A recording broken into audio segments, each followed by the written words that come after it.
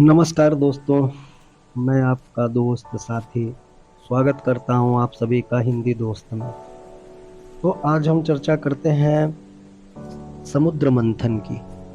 समुद्र मंथन जो सतयुग में घटी एक ऐसी घटना थी जिसे करने से काफी सारी और रत्न, ऐरावत हाथी, माँ लक्ष्मी, कामधेनु, बहुत सारी चीजें निकली थी समुद्र मंथन में से। और उसी में एक कालकूट नामक विष भी निकला था। तो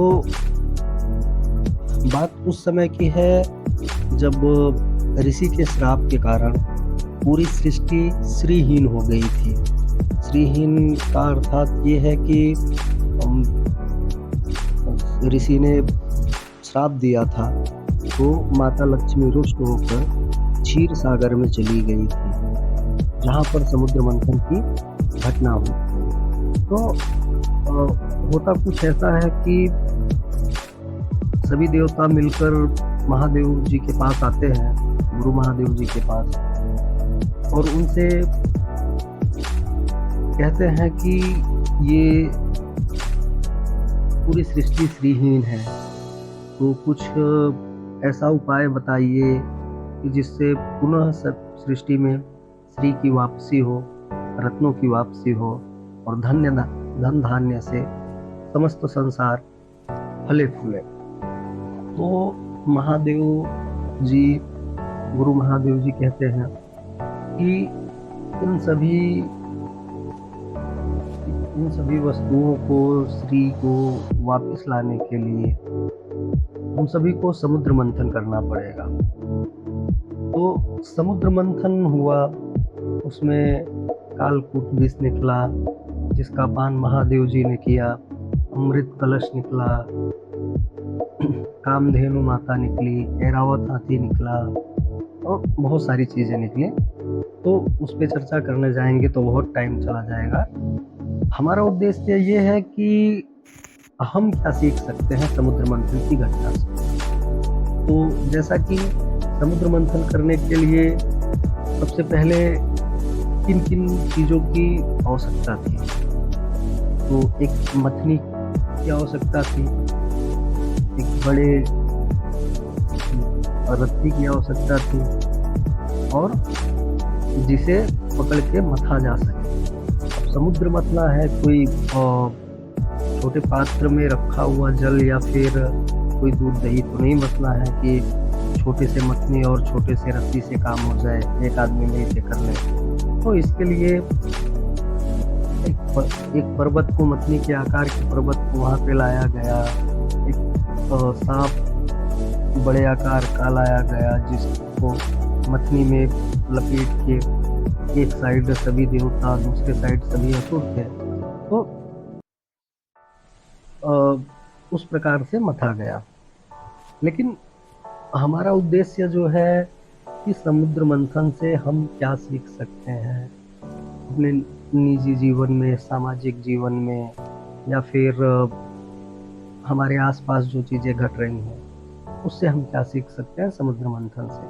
तो देखिए, कहने का तात्पर्य ये है कि गुरु महादेव जी कहते हैं कि कोई भी बड़ी से बड़ी समस्या है अगर, तो उसे कुछ लोग मिलकर अगर उस समस्या पर विचार विमर्श करें, उसके कई सारे तोड़ निकालें, तो उसमें कुछ ना कुछ ऐसे तोड़ निकलते हैं जो कि उस समस्या को हल करने में मदद करता है।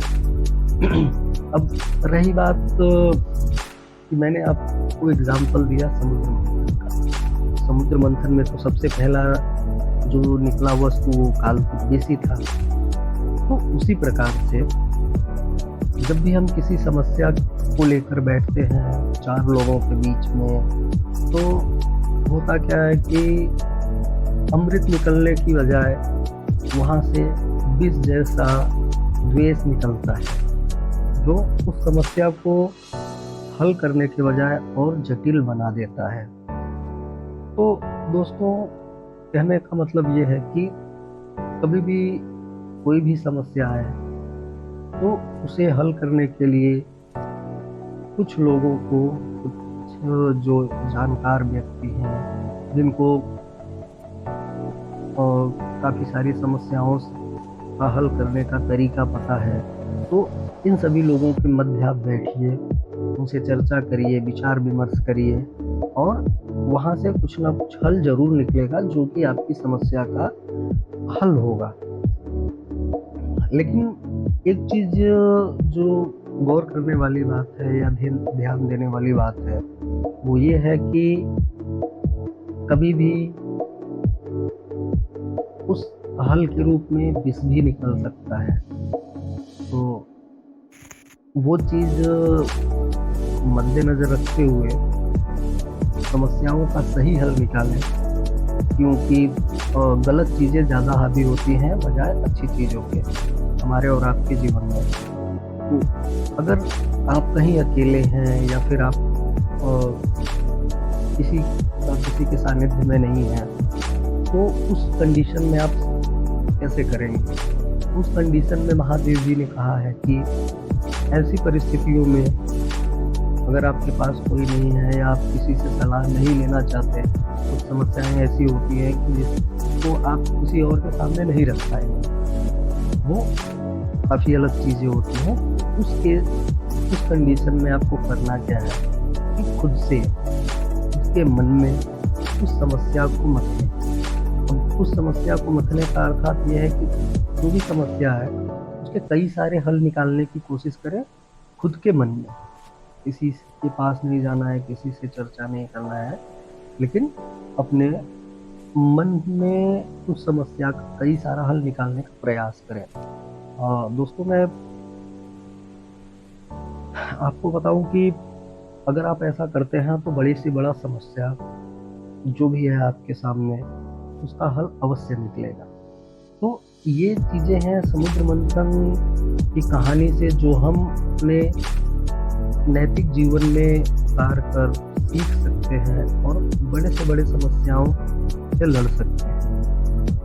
तो बाकी दोस्तों, ऐसे ही ज्ञान की बातों को जानने के लिए और अपने निजी जीवन में क्या बदलाव कर सकते हैं, ये चीज़ें जानने के लिए आप हमारे चैनल को सब्सक्राइब करें और लाइक करें। धन्यवाद दोस्तों, आपका दिन शुभ हो।